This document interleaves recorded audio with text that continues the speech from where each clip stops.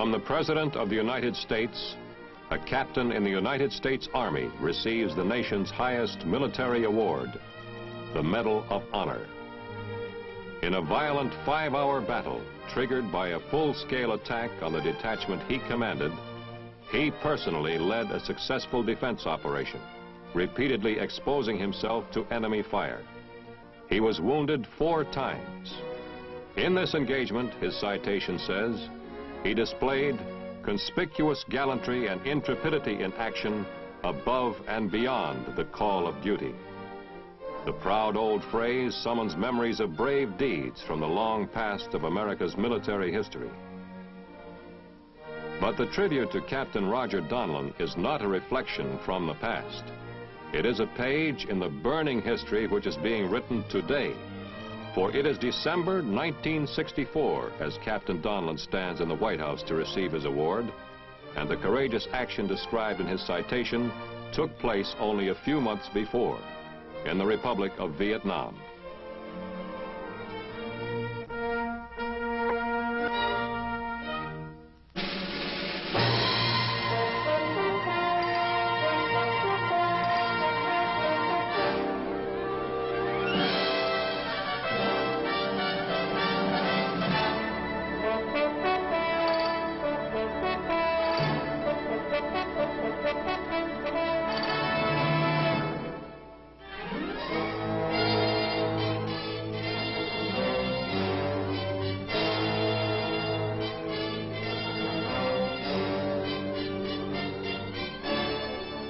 The backdrop which Vietnam provides for American heroism, such as Captain Donlon's, is unique in the experience of the United States Army.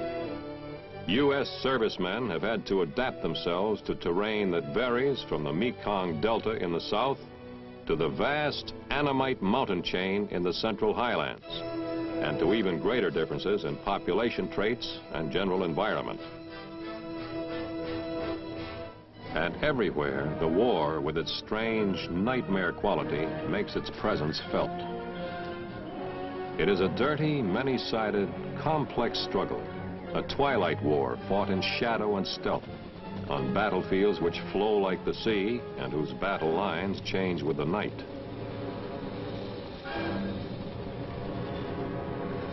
It is a jungle war in which patrols must anticipate an ambush at any instant, or wonder whether the vietcong are hiding in an elaborate system of tunnels beneath the ground on which they are patrolling.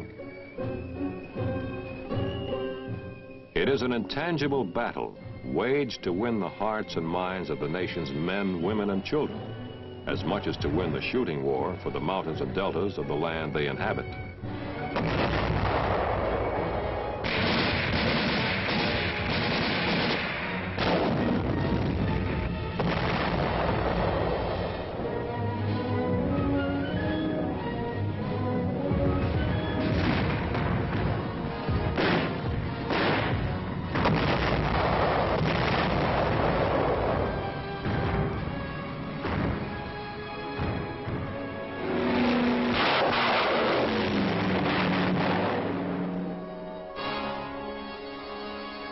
The emotional and political climate in this torn and tragic country, and the evidences of instability and political immaturity, are often confusing and frustrating to American eyes, which look for harmony in a nation fighting for its survival.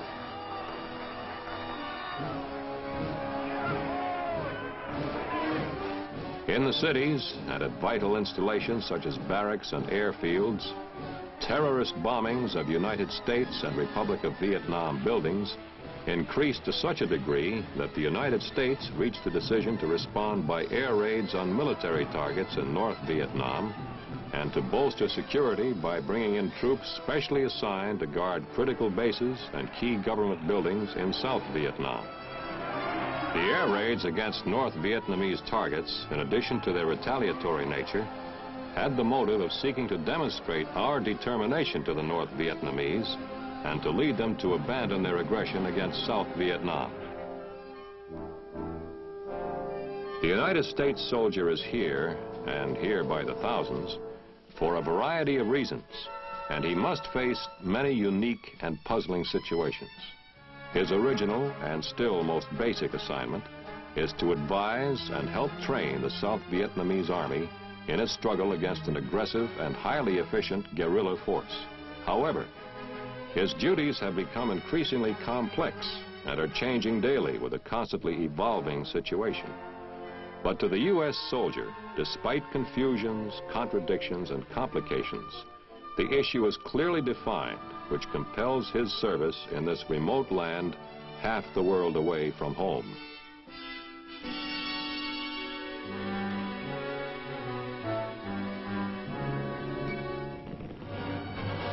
The legitimate government of the Republic of Vietnam is in a fight for its life.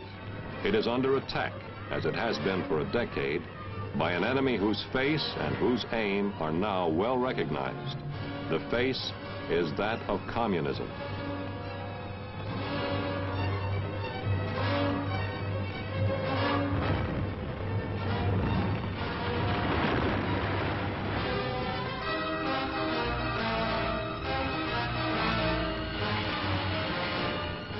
Vietcong rules of the game are brutal but direct.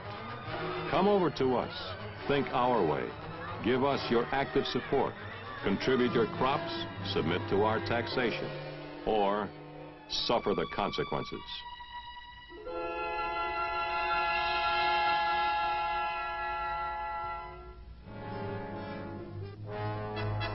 The aim of the communists is to establish control over all of Vietnam. And after that, over all of Southeast Asia.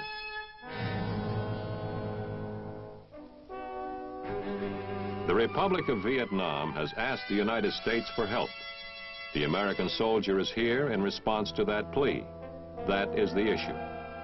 The job itself, which the soldier is here to do, is also clearly defined: to give assistance and advice to the Vietnamese forces, so they will be better equipped to win their struggle.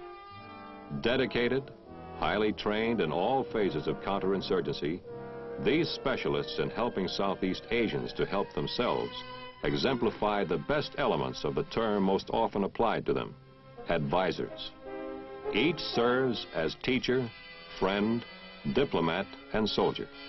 Many of their duties are routine. Except for the language difficulty, teaching Vietnamese how to fire a mortar is not too different from instructing U.S. trainees at Fort Benning, Georgia. The same applies to teaching the Vietnamese how to throw hand grenades.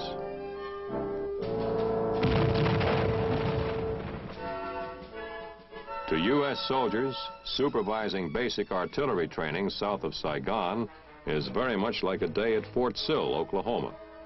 The payoff comes soon, however, when the target is the Viet Cong.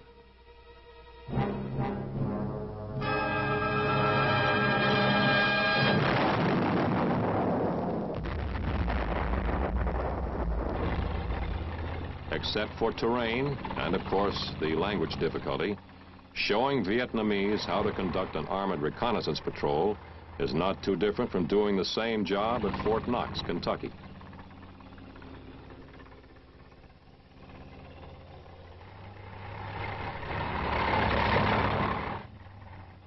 However, training the South Vietnamese soldier in patrolling, small unit tactics, or practically anything else does present at least one extraordinary problem.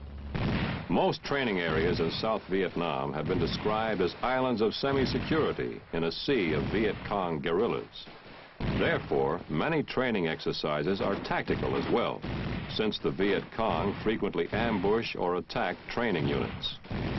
This practice maneuver north of Saigon escalates into the real thing as the Viet Cong hit them with mortars and harassing small arms fire. The training unit acquits itself well in its first taste of actual combat, routing and pursuing the guerrillas.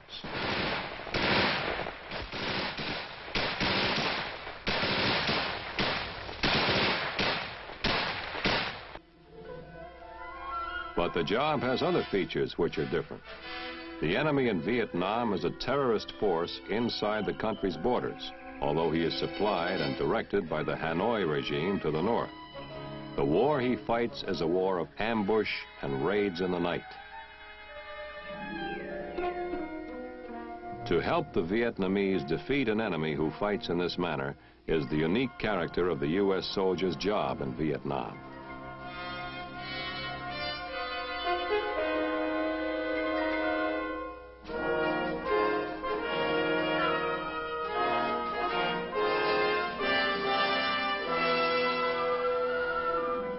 It is a dangerous and complicated job. An advisor can only make suggestions to the Vietnamese.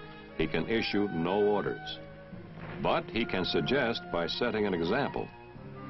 If, for instance, a Vietnamese unit commander is sometimes reluctant to send patrols into viet-cong infested areas, the U.S. soldier can volunteer to lead them in an advisory capacity.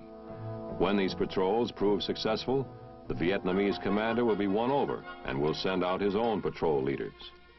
For instance, he advises on the proper techniques in the conduct of a firefight. He assists in the planning for reconnaissance missions and conducts necessary debriefings of the patrol members. By active participation, he instructs the Vietnamese in the establishment of ambushes. In all of these functions, his role is that of an advisor, but he is ever ready to participate actively with the Vietnamese. The war here requires a constant battle of wits, a careful, resourceful hunt for the enemy, to ferret him out of the jungle and the other hiding places which give him protection. For U.S. soldiers teaching this kind of warfare, the classroom is the battle area itself. Capture of prisoners and identifying the source of their weapons confront U.S. soldiers with additional responsibilities. Interrogation of prisoners presents a major and continuing problem.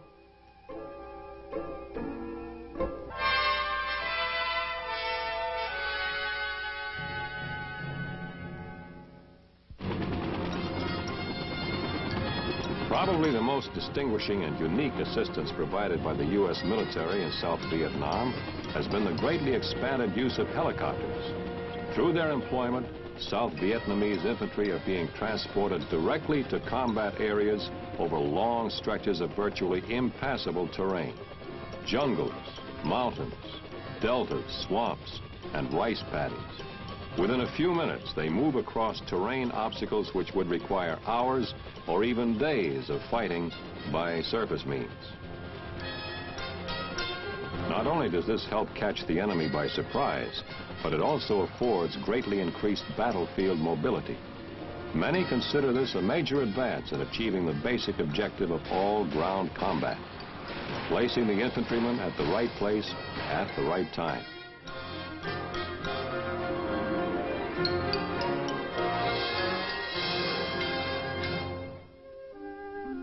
It requires, too, this strange war in the remoteness of Vietnam, an effort relatively new to warfare, a campaign to develop, increase, and maintain the allegiance of the Vietnamese people to their government.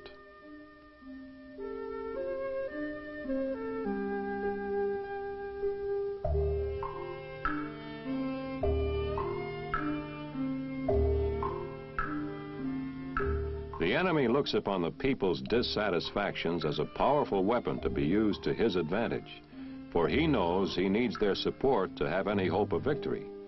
Where there is hunger, where there is disease, where there is misery, the communist insurgents attempt to persuade the people that their troubles are the result of government evil and would be eliminated with a communist victory.